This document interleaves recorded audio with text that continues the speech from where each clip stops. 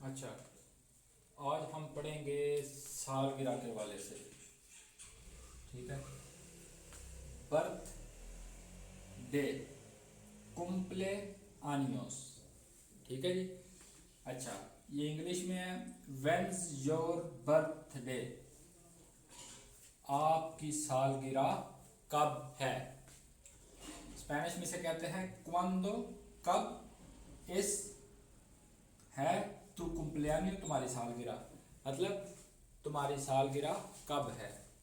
My birth is, my birth is मेरी सालगिरह कह ले या मेरी पैदाइश कह ले। ठीक है, पैदाइश, मेरी पैदाइश है। मी कुम्प्ले is on the first of May, मई की पहली को है। एल प्रीमेर de mayo, मई की पहली को है।